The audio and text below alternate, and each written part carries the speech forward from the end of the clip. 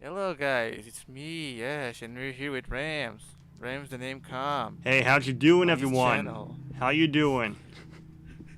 On his channel, but I do the intro because I own his ass. And then some.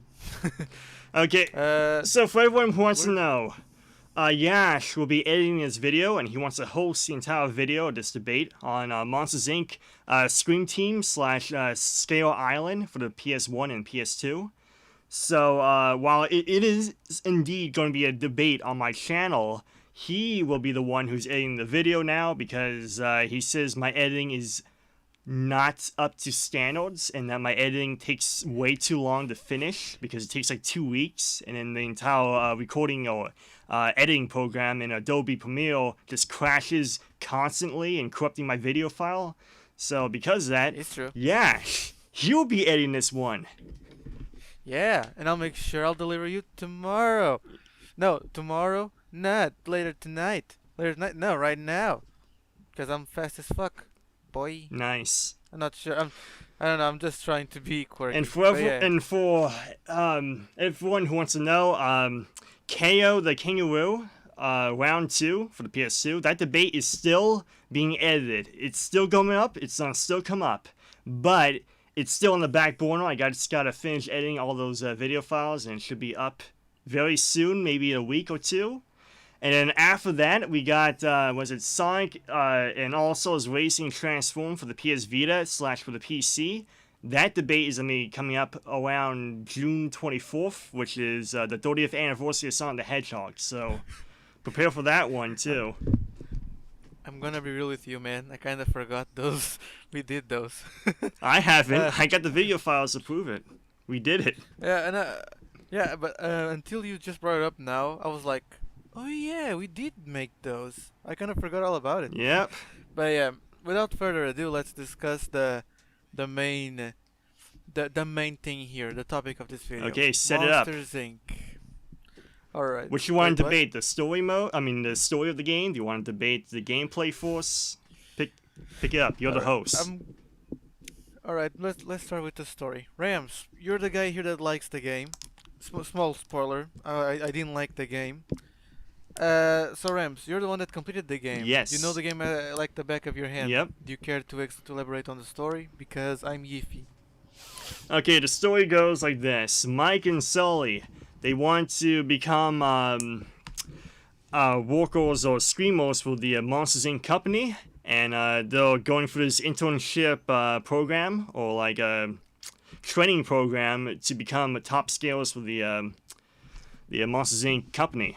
So the way that they do this is they have to go through 15 trials where they have to scale these robotic children called nerves throughout these like I think there's 15 different environments in this game. There's one for a playground, one for a city. There's one for a dock. There's one for what was that? I think that's the. I think the Chinatown. dock. That's all I in think the one. dock and the city are the urban area. Yeah, the There's whole four. entire There are like open four area. areas. There's open area. There's desert, and then there's the tundra or the Antarctic area. I think each area, like there's four areas, and each area has like four levels. So it's like There's four actually three times areas. four. There's 3 areas with 4 different levels in them. Oh, there. Oh, okay, okay. I thought there were four. Well, there's My bad. 4 if you're counting the training level. Uh, yeah. I actually have a lot to say about the training area, but we'll get to that soon enough. Yeah, continue. Sorry. So yeah, the whole entire story is about them training for the program to, become top scalers for Monsters Inc. But all the while, this kind of, well, not really, but Monsters University, the movie from Pixar, kind of retcons this a bit because this implies that they're training to become top scalers as soon as they got out of college. But in Monsters University, it's implied that they became mailroom employees sorting mail and then working their way to the top to become top scalers. So, yeah, Monsters University retcons this game through throughout the entire thing. Actually, I mean, it might be just a parallel universe. You know, like Spider-Man when there's the amazing universe and then there's the ultimate universe. I The guess. plot thickens. But it's The pretty plot. close. It's pretty close because in this game it says that Mike and Sully were college roommates, and that they did something terrible in college that messed them up a bit to like tarnish their reputation or something like that. While in Monsters Inc. University, the actual movie itself, it says that they did something bad in college, but it not only tarnished their reputation, but it also made sure that they didn't graduate college and get a college degree, which also made sure that they didn't become, top scalers automatically right off the bat. They had to go to the mailroom and sort mail in order to work their way to the top to become top scalers. So, it's pretty close, but it's not completely accurate to, Scale Island or The, the one thing I have to say, now that you mentioned the story, I remember that in the game, once you beat levels, yeah. you get to see like bits and pieces of the movie. Like the game has the SMVs for certain parts of the first Monsters Inc. movie. Yeah, they have nothing to do with what's happening in the game. Absolutely nothing to do with what's happening in the game.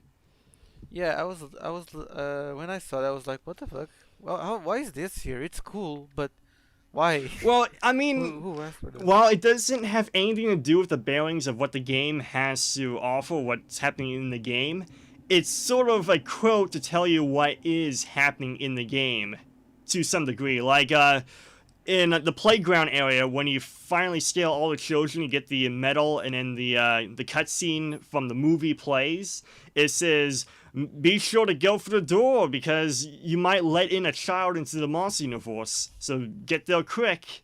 So that's what they're saying in the game. They're saying get to the door quick because a child could, get through the portal and become going to the monster universe. Even though that never happens in the game. There's none of these robotic children going through the portal trying to, make it into the monster universe.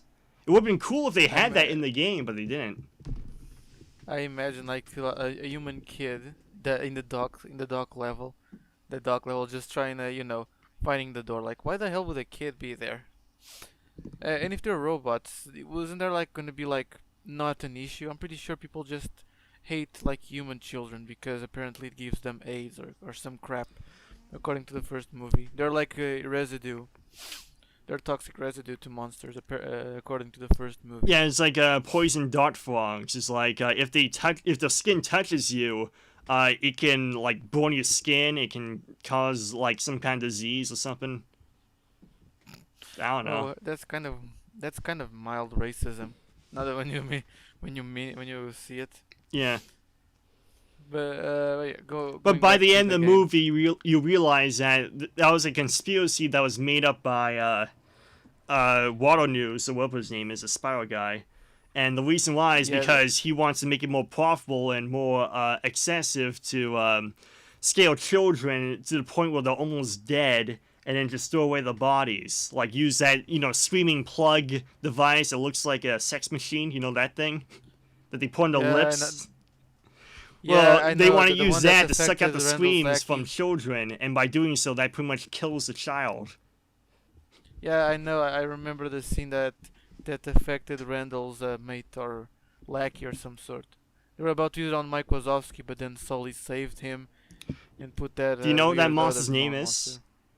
No, Randall's friend, the guy who's red, who has glasses on, and a little Monsters Inc. no, cat. what's his name? His name is Fungus. You want to know why I know this? Why? Because I have the action figure. That- That's how I know Oh, his really? name is Fungus. It's on his foot. That's cute. And the only thing I have about Monsters Inc. is like a pillow cover that I sometimes use because I don't have any bed. What's The on the pillow covers to cover? use. It's only Mike and Sully looking like behind them, as there's a door in front of them. Like they're looking at me. There's a door in front of them. They're like posing I have that in same front of the exact door. image, but as my poster on my wall. But to me it's not like the 3D poster. It's like a 2D drawing of Oh, it. okay. It's all blue. It's So all what blue he's and saying is you whatnot. sleep with Mike and Sully at night? Yes, and I also have a Teenage Mutant Ninja Turtle bed cover that I currently have on my bed right now. So you sleep with teenagers, you're saying? Yeah, You're sleeping I with sleep teenage with turtles every night. Yes, me and except Donatello because he couldn't be fit. He couldn't be fitted on the bed cover. There's only like Mike, Raphael, and Leonardo. Well, I mean, Donnie's too busy with April O'Neil. You know, he Uh, couldn't make it. yeah, yeah, making anthropomorphic babies Yeah. and cucking that ski mask dude. I think his name is Kevin or some crap. But yeah, going back to the game. You play the PS1 version, ain't that right, Rams? Yes, I have. And you told me that the PS2 is like the shittier version of the game. Is Yep. that right? Yep. Now, when you told me it's just the graphics because it looks bad and whatnot. Do you have any other complaints towards the PS2 version, or it's just mainly the graphics? It's not just the graphics. There's also like an issue with the sound effects. Like some of the sound effects play a little bit off in the PS2 version, and some of the sound effects are replaced with new sound effects that sound like garbage. There's also a complaint with the frame rate because in Europe they lower the frame rate compared to the American version. So the American version has a standard of 60 frames a second, while the European PS2s and PS1s had a standard of 30 frames a second, which, because it's a PS2 and a PS1 game, they usually go below 30 frames a second. So this game could be running at like 15 frames a second on the PS2 or PS1 in Europe, while for Americans, it could be running at like 45 frames a second for the PS1 or PS2. That's fascinating, actually. Yeah.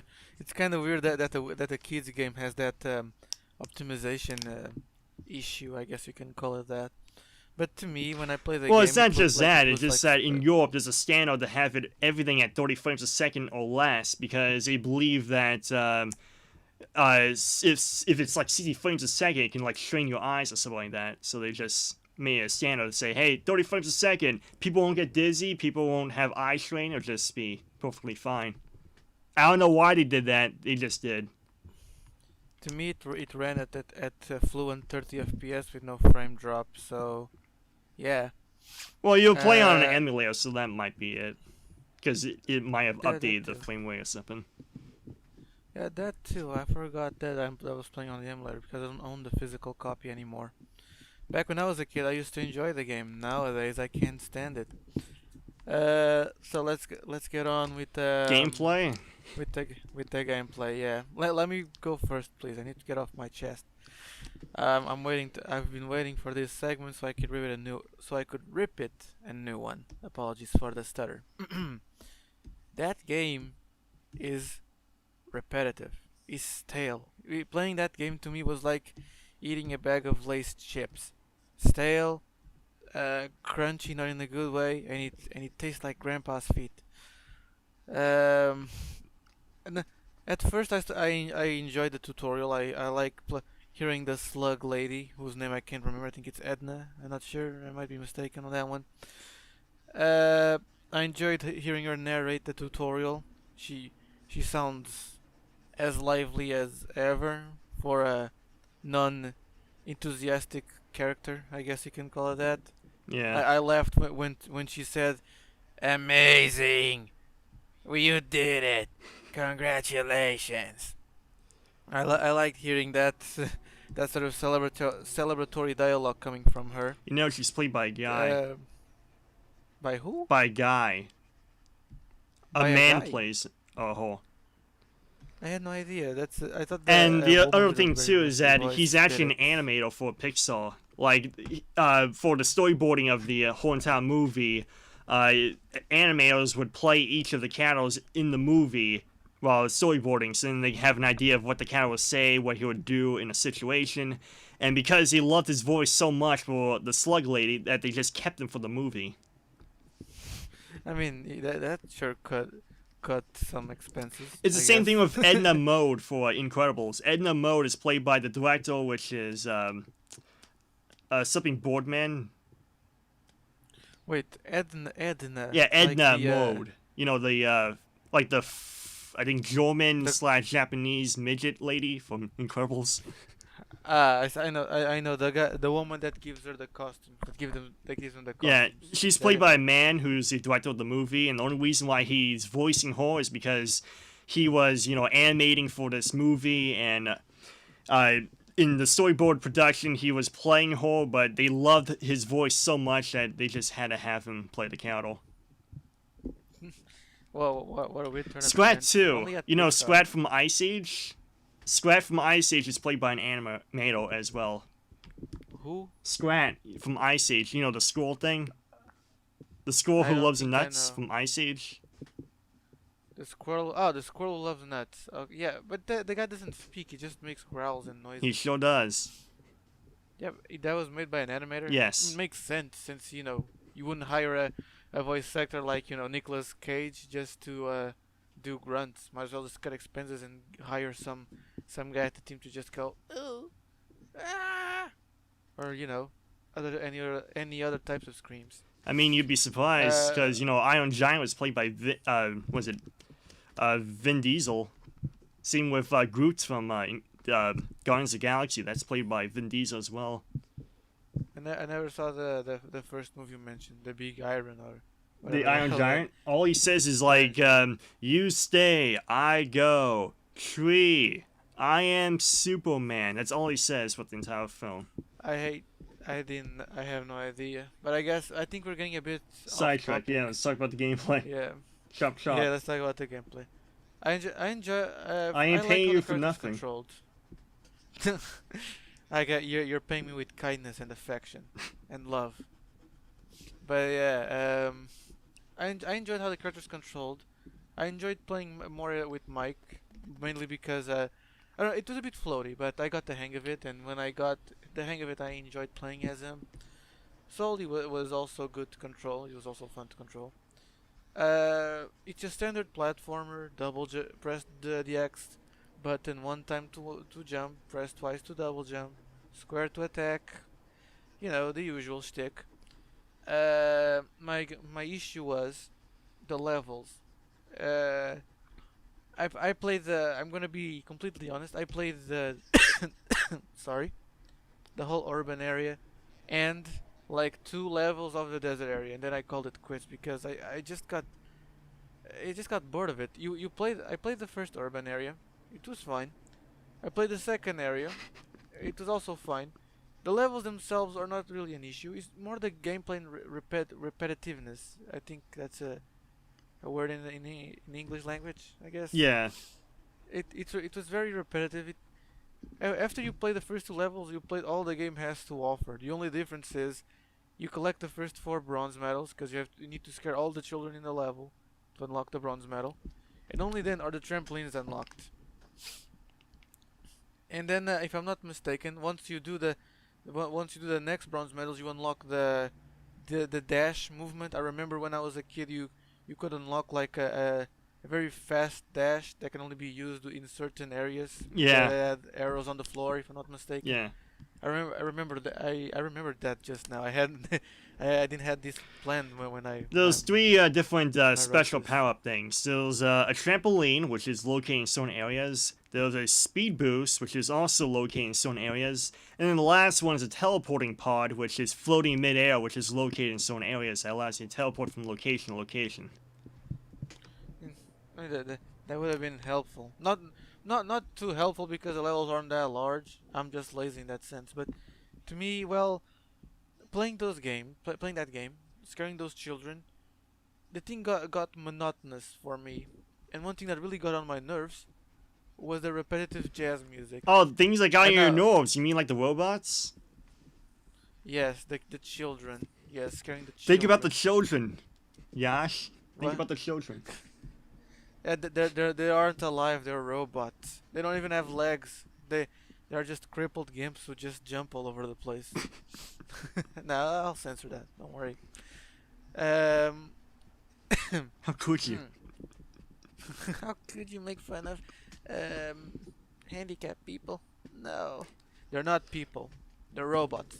And someone whose Look, handicap is like hopping towards your direction with a knife or something. yeah, he's trying to. He's walking all the way to the keyboard to write a negative comment. Hmm.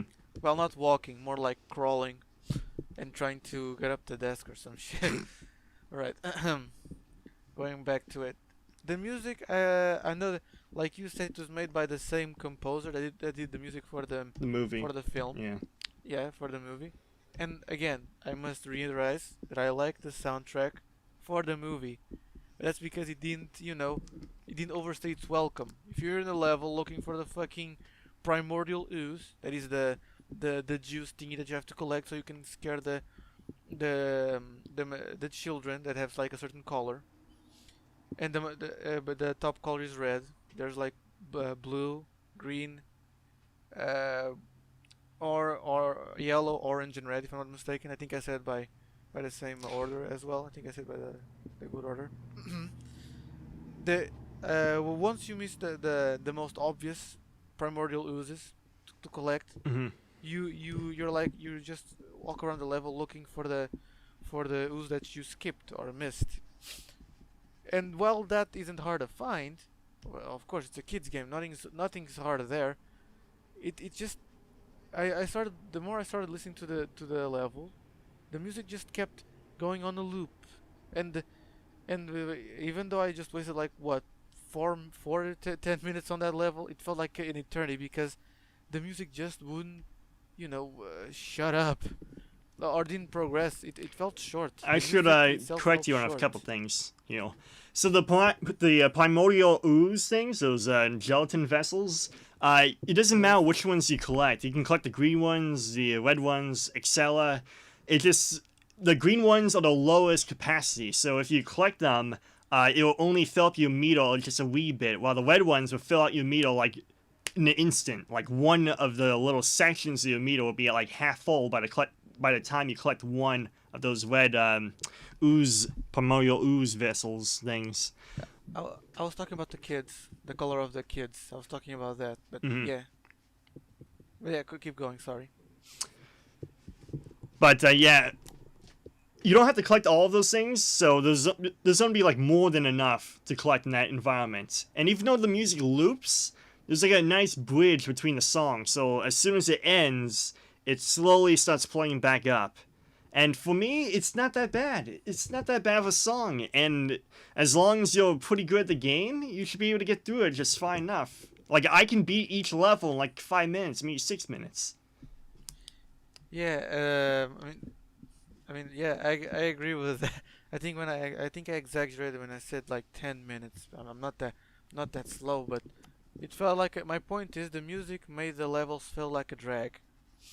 To me at least. They are good. They are fun to listen to, especially the dock level. I think that has to be the best music. Yeah. At least when it doesn't, loop, because when it loops for like the fourth or third time, it just gets annoying.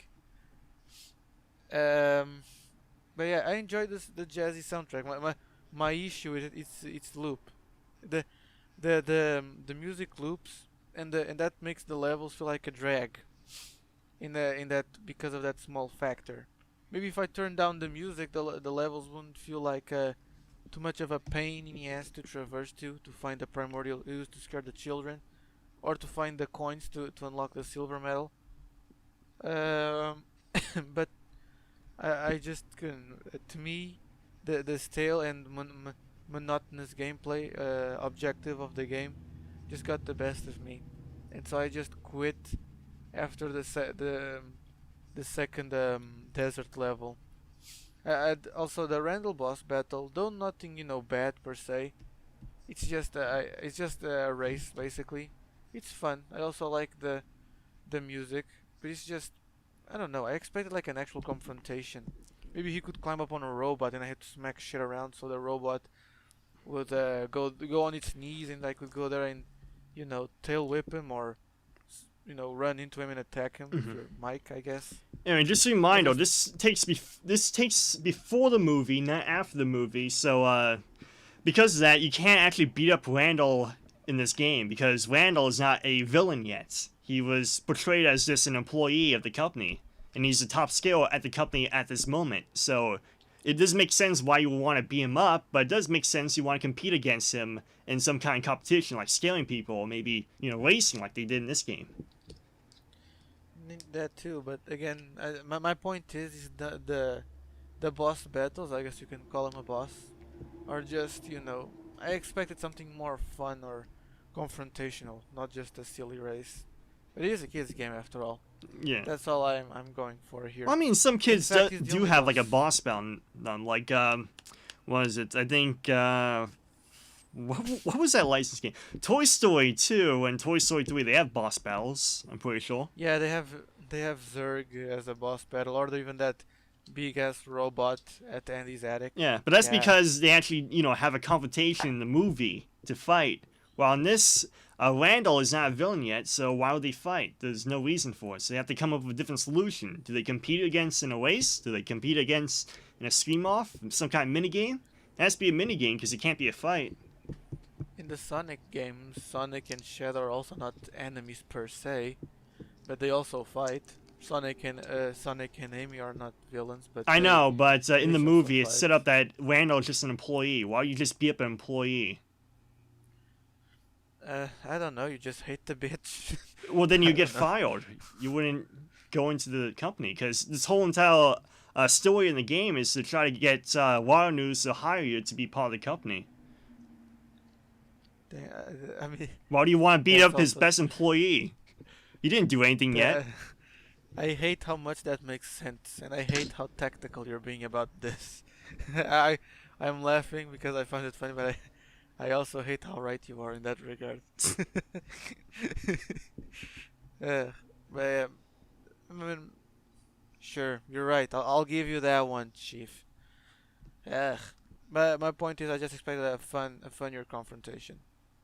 No, not a silly race. I agree, but it has to be like something. Maybe like a mini game, like a dance off, a stream off, something like that. It has to be something. Maybe you can compete in like this bonus level where you gotta scale like a bunch of kids within a short period of time to beat Randall's record or something like that.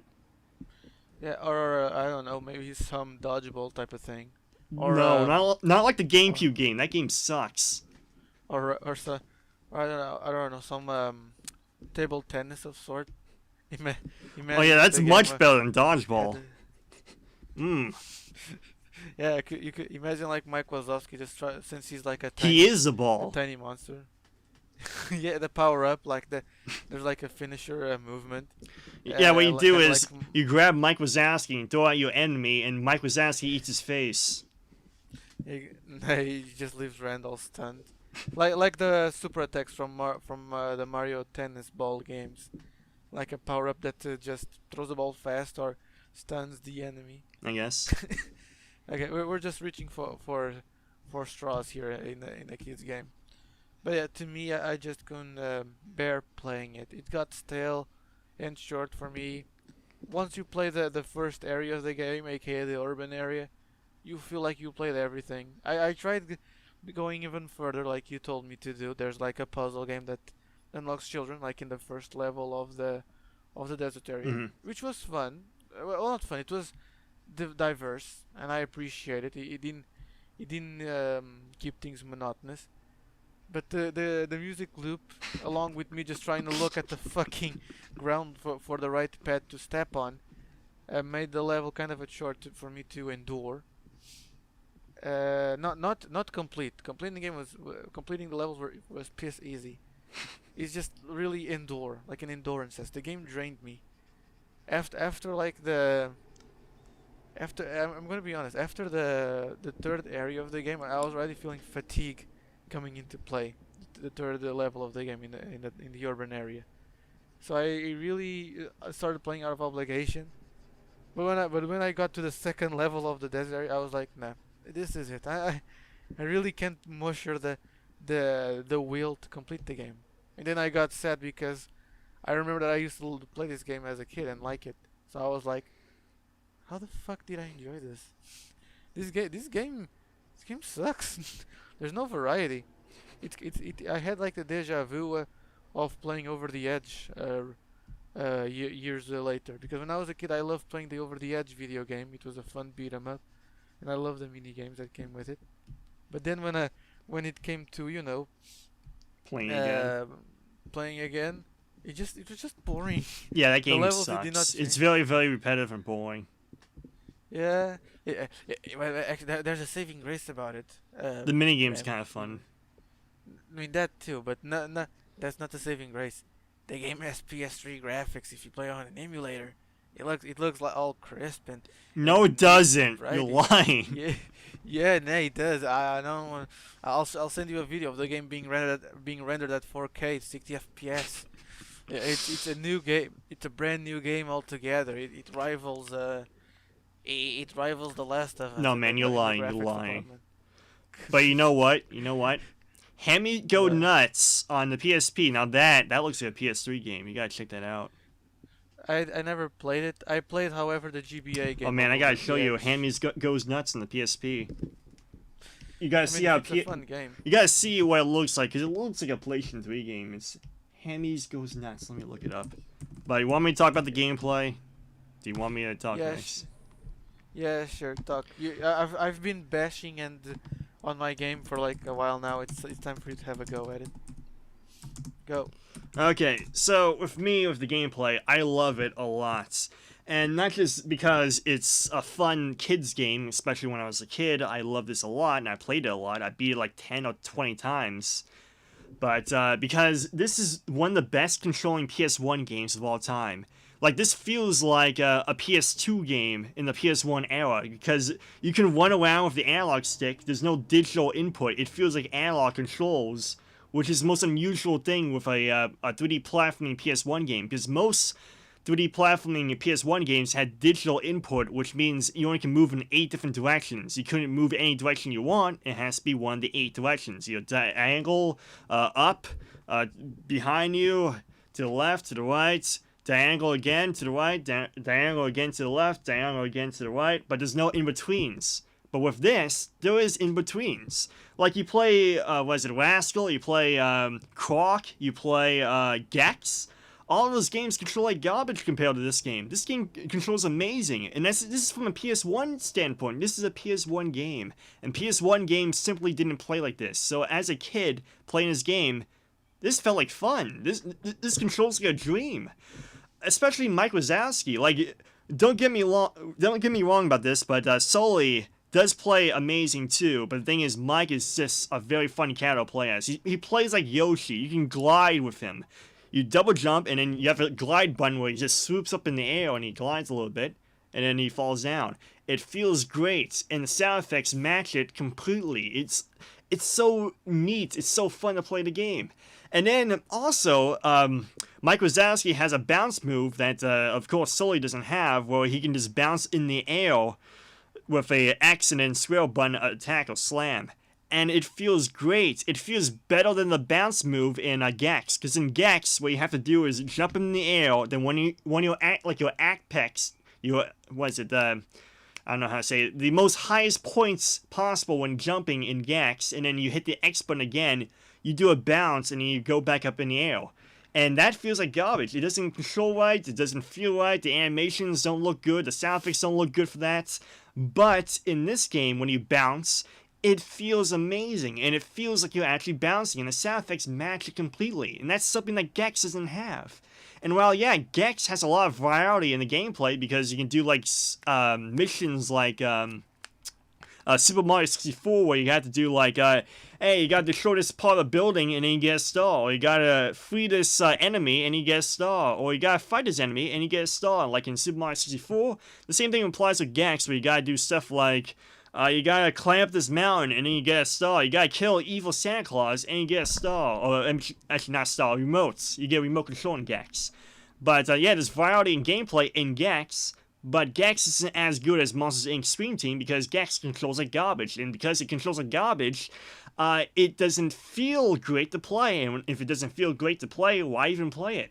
Because, yeah, you don't mess up a lot of jumps. Especially if you do the sidekick move in Gex. Because if you do the sidekick move to get from point A to point B over, like, large gaps, because it's a sidekick move, it doesn't feel right. It just feels choppy. The animations don't feel right, the sound effects don't feel right, and the way that you push the button to do it doesn't feel right. While in this, everything feels great in Monsters Inc. Scream Team. But yeah, the problem is, and I agree with Yash, is that the missions that you have to do to to get the badges on that divorce or variety in this game, because the way you get badges in this game is, one, you gotta scale 5 of the Norbs, these robot creatures, and then the other way is to get the civil medal is to collect 10 tokens in the game, and then the last way to get the Thord badge is to scale the last 3 of the Norbs, which are red vested or red shorted Norbs in this game. And yeah, that's repetitive, because badge 1, which is the bronze badge, is the exact same as the gold badge. You're doing the exact same thing, except for instead of scaling 5 enemies, you gotta scale 3. And that's stupid. You're doing the same exact thing. But then the civil badge, you do mix it up a bit by collecting 10 tokens, so that's good, but it's not great. Like, maybe you should change up the missions for each environment. Like, maybe have mission 1 be like, solve this puzzle, and then you get the badge. Or for this one, you gotta scale this enemy, or you gotta win a race to scale the enemy, and then you get a badge, or something like that. That'll mix things up. But in this game, Monsters Inc. Scream Team, or Scale Island, depending on where you come from, because in Europe it's Scale Island, it's not very good, because you don't have a big diverse level structure to get these different badges and stuff. I mean, the levels are diverse, there's different, like, environments that look neat and fun to play through, but overall you're just doing the same thing. You're scaling 5 enemies, and then you scale 3 enemies, and then you collect the civil badges, 6 of them, civil tokens, 10 of them, and then you move on, and that's it. But there's some things that do change up, and they're fun, but they're not amazing. Like, in the desert level, like Yash said, there's this Simon Says mission where you gotta click the Egyptian symbol that is represented by the giant pyramid, and then once you get all the symbols, you unlock the door, and then you scale the Norbs inside, and then you move on. Which is fun to a degree. It mixes things up, but at the same time, it's a little tedious because, you know, it's like a giant Simon Says board for the entire environment. So you gotta move all the way to the left-hand corner to get this one symbol and push it. Then you gotta move all the way up to the top left corner to hit the arrow token. And then you gotta move all the way down to the bottom left-hand top of the screen to get the last token, symbol. It's kind of tedious, and you kind of don't know where each symbol is at first. So you gotta take your time with it, but it does mix things up. And there's a few levels that didn't get mentioned by Yash, like in the Antarctic level, one of them, there's like log cabins, and you can like build a little stepping area, or like stepping stool for yourself made out of like logs. So there's like 4 or 5 different log piles you can pick up and then carry around to this one log cabin, and then you can stack the wood up, so then it can allow you to jump on the wood pile and get on top of the cabin, which is pretty fun mechanic. It mixes things up, because nowhere else in this game can you pick up objects and move it to one location to the other. So this is new. This is something completely new to this one environment. That's cool. It mixes things up, but the thing is, you're still doing the exact same thing, because you don't like get a badge or medal from doing that. You have to still scale the 5 enemies, and then scale the 3 enemies, and then get the 10 tokens. That's it. Even though this is mixing things up, you don't actually get a badge from doing this. And in fact, you don't even have to stack that wood pile. That wood pile is an optional thing to do, because all you do from stacking that wood pile is getting some more ooze bottles, and the ooze bottles are like a dime a dozen. You don't have to collect all of them to be able to scale all the enemies. So yeah, that's a complaint about the game, but I will add one thing that's a kind of a positive to the PS2 version over the PS1 version, and that is the PS2 version has more animations when scaling your enemies. So in the PS2 version, when you're scaling like a one of those Norbs, one of those children, you can actually scale them using like this, if you're Sully, you can scale them using like these gag glasses that shoot out these plastic eyeballs. That's new for the PS2 version. The PS1 version does not have that. And for Mike, Mike has his little tap dance move where he says "booga," and that's new to the PS2 version. That's not in the PS1 version. But with that said, it's more satisfying to do the animations in the PS1 version, because of the way that the sound is implemented and the way that the animations are implemented in the PS1 version over the PS2. I actually have a thing to say about that. The animations in the game, at least on the PS2, look terrible. I know they They look, are. The PS1 version has way better animations than that. yeah, it just looks way too stiff for a game that looks the game's visuals are are not bad, but they are with the PS2 graphics they look a little bit more detailed, and and the animations as a result have the same rigidness as the PS1 version. So it looks stiff and awkward It's alongside basically like a the higher mod. HD graphics. Because what it Yeah, is kinda. it's still the PS1 game underneath it all, but they updated the models with PS2 models. But the problem is the PS2 models are using the same exact rig as the PS1 version of the game, which means the animations look stiff and janky because it's using PS1 rigging for a PS2 model, if that makes sense. But I see, but I mean that also makes sense, but it doesn't stop from being, Like when you're you know, playing a thing with one GTA 5 or something and you mod the game to have like Super Mario in it, does Super Mario's lips move with the camera model? No, because it's a mod. It's a skin over the model. And does his Exactly. hands like move through his body and stuff? Yes, because it's not supposed to be in that game. They didn't model Mario in GTA. Somebody just put it in there. And that's the same thing with this game, because there's a few times where Mike and Sully's body in the PS2 version would clip through the body. And that's because it wasn't meant to be like that in the PS2 version. It's supposed to be the PS1 version model graphics. Yeah, they just ripped off some. Like It looks like if they you're just paying ripped off the attention to the character models cutscene, online. you know the intro cutscene in the PS2 version? If you're paying attention to that, you'll see that Mike's hand actually phases through his body, which is something not in the PS1 version of the game. Which means, yes, this is just a mod, basically, for the PS2 version. It looks like it looks like they poorly enhanced the game. Yeah.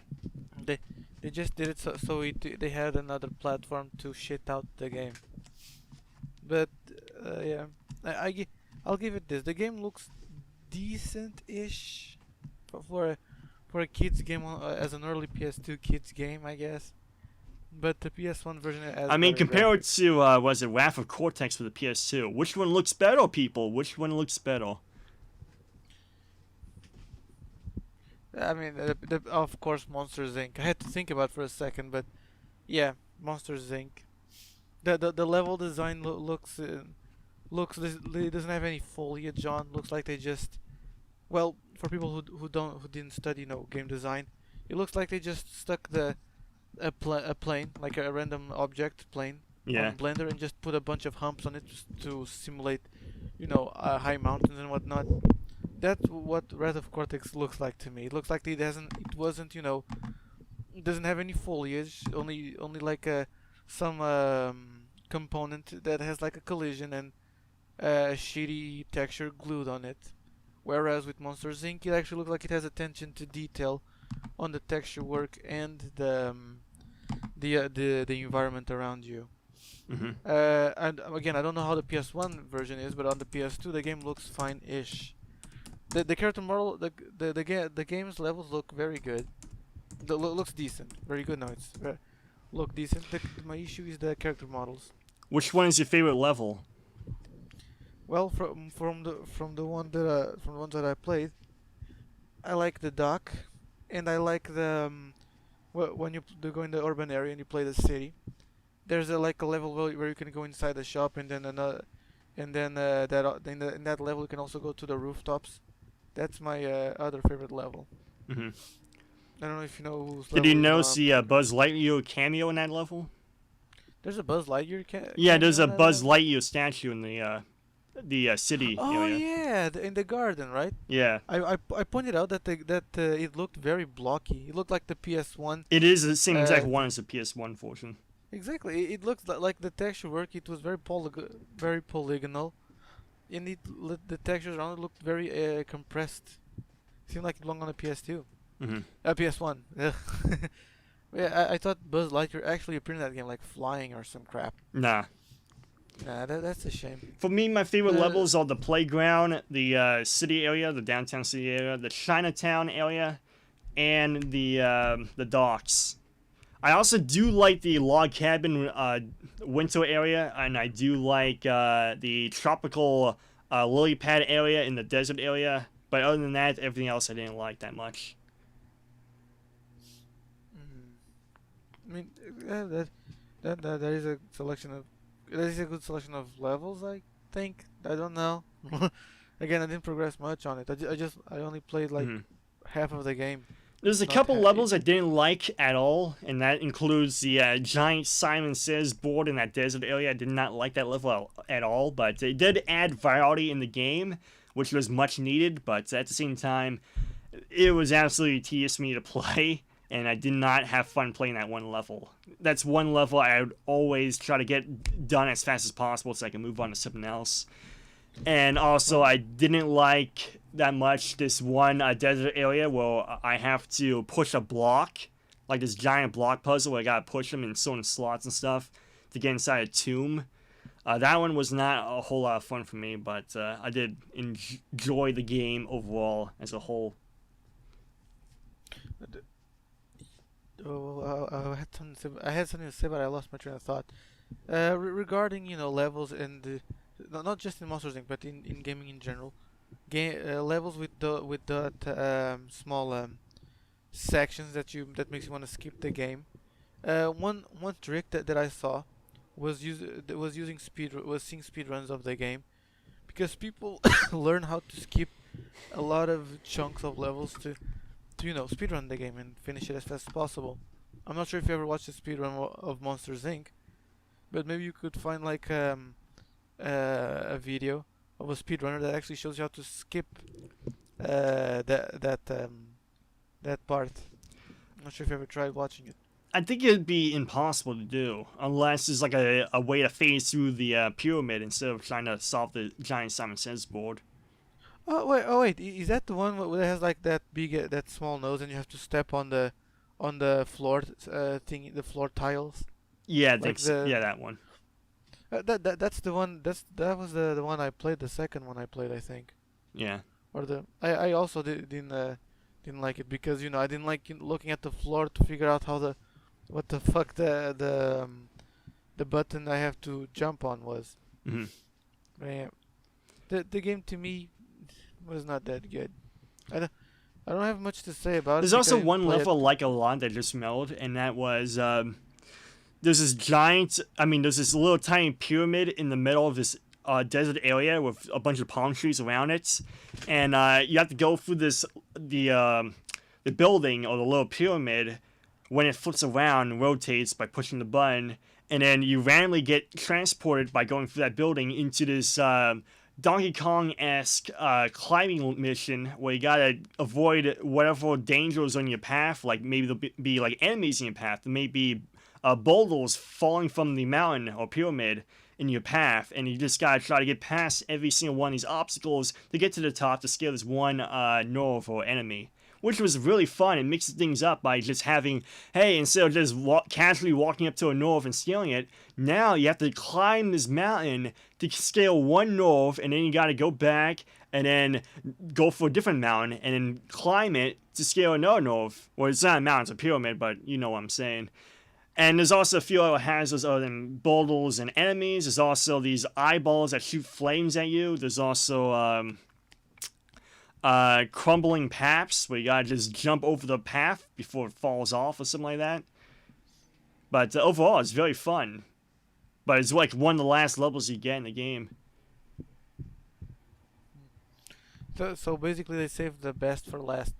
I guess you. Pretty That's what much, but it's in the desert environment, so it's technically the second last area you go to, because I think the Arctic, if I remember correctly, is the last level or area you go to, the Arctic one. Yeah, another thing that I also remember that the game was very short. Like I remember just Yeah, you can beat the unlocking game in an hour and 20 minutes, because I did that before.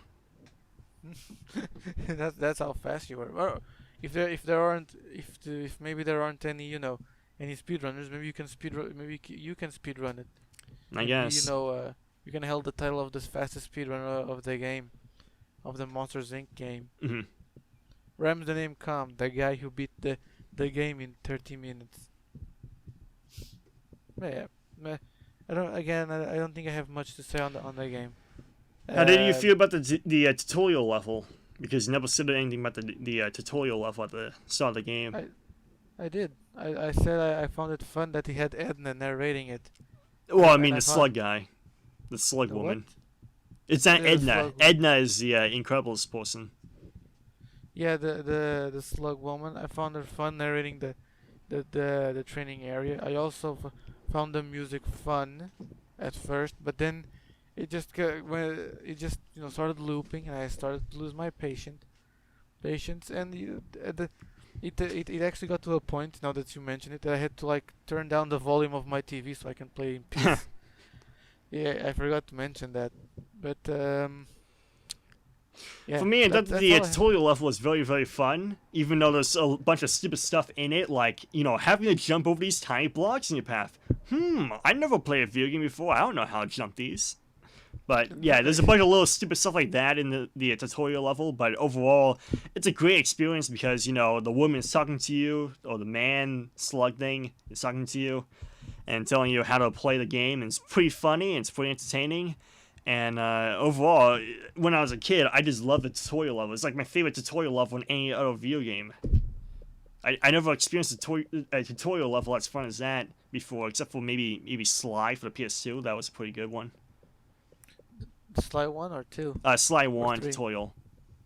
Yeah, the Sly 1 tutorial to me is actually one of my favorites as well. I don't have a favorite tutorial level, but Sly is one of my memorable tutorial levels.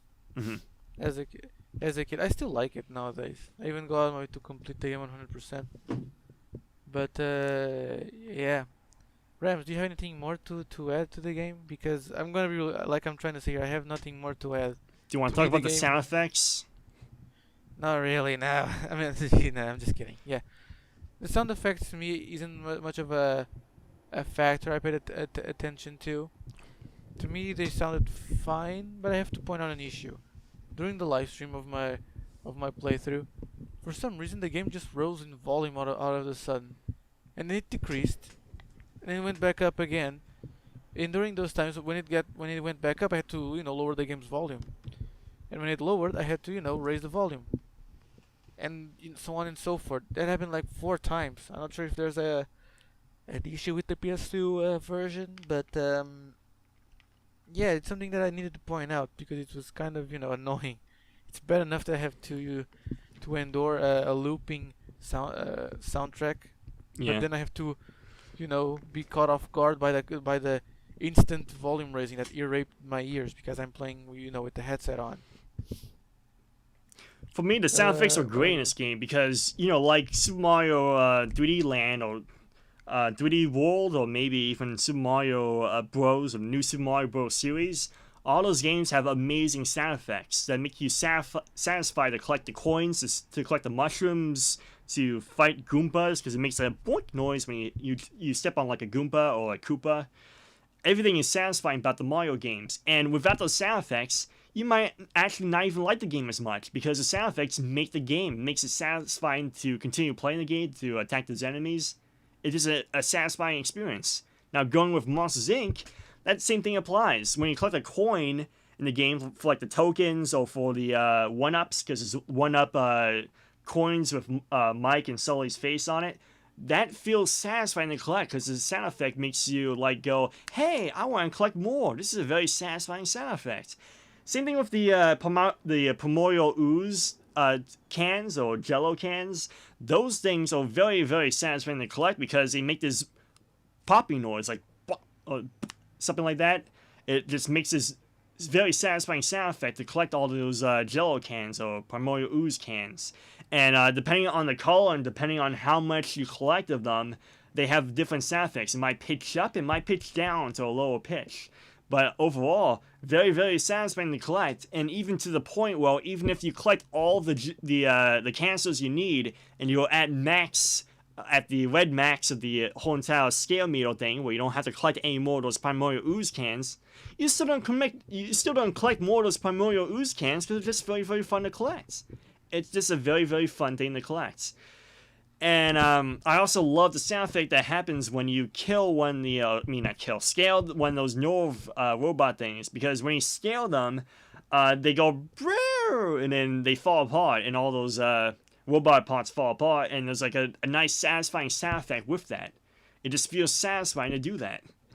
And I'm not sure if I mentioned this before, but with Mike, when you're moving from location to location, it's very, very satisfying to hit the roll button with the scroll button when you're like walking around, because that gives you something fun to do, or just rolling around like a ball to hit your enemies in your path, hit like blocks in your path, or just doing it for fun, just to try to move a little faster than the actual pace of the character in the game.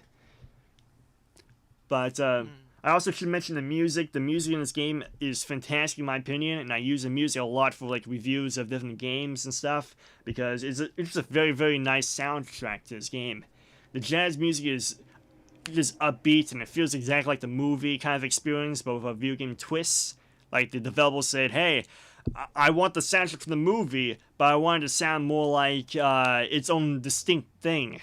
Just give it a little bit more of a upbeat, jazzy feel to this, other than what's depicted in the movie. But yeah. I enjoyed the soundtrack as well at first, but to me it's really the fact that they are short and they loop constantly, and that get on my nerves. So yeah, I kind of just got bored of hearing it, annoyed of hearing it. Well, I mean, all video games have looping soundtracks, you know. That is true, but to me, I just got tired of listening to the same jazzy beats over and over again. Again, like you said, the same composer for the movie, and I loved the movie soundtrack. I just happened to hate this one because it was just so short, and it made the levels kind of a drag to traverse because of it. That's why I have kind of a dread moment when I play those levels. Okay. So overall, what would you give this game? For much opinion me to say this, because I loved this game as a kid. Well, not loved, but enjoyed as a kid. Three out of 10. Sorry, 3 out of 10. The game is harmless. There's worse games out there, but there's no reason to play this again whatsoever. To me, at least. You play 1 hour of it. You play the whole game, literally.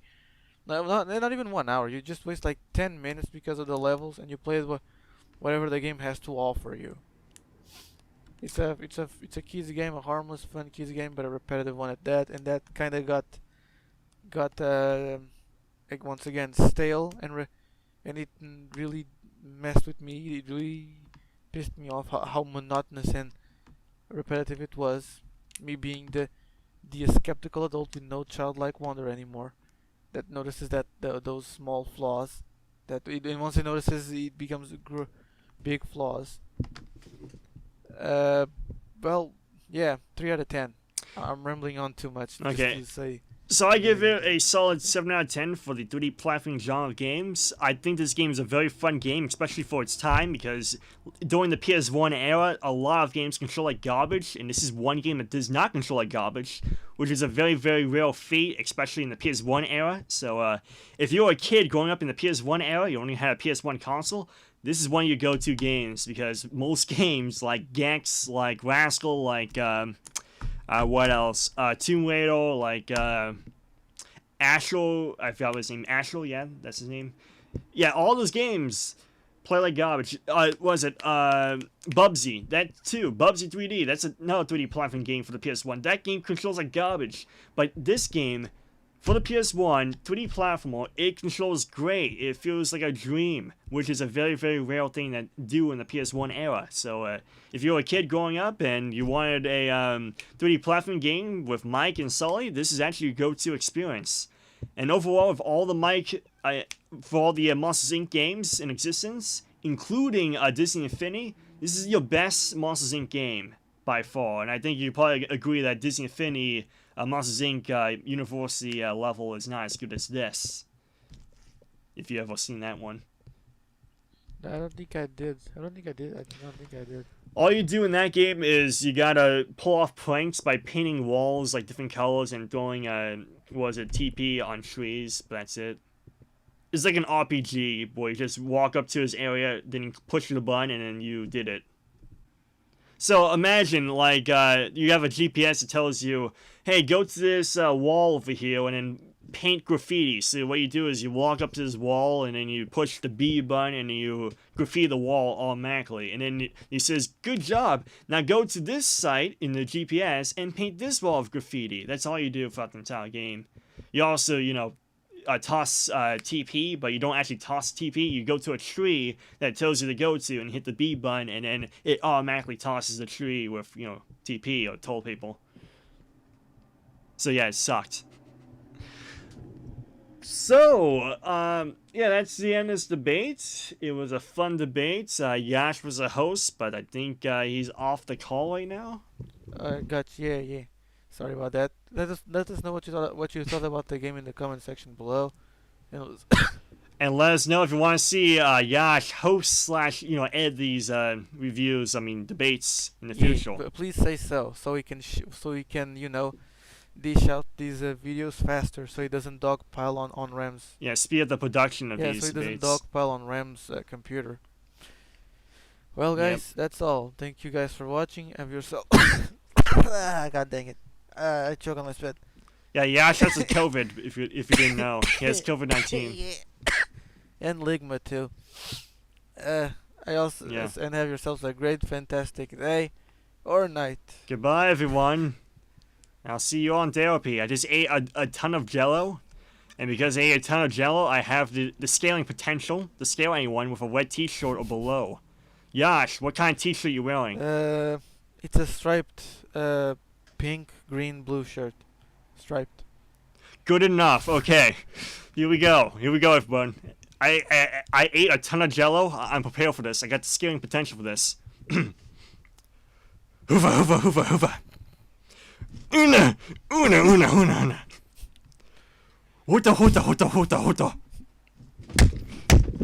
Boom! There we go. I did it. Did I scale you? Are you dead now? So dumb. That's the game. That's what you do in the game.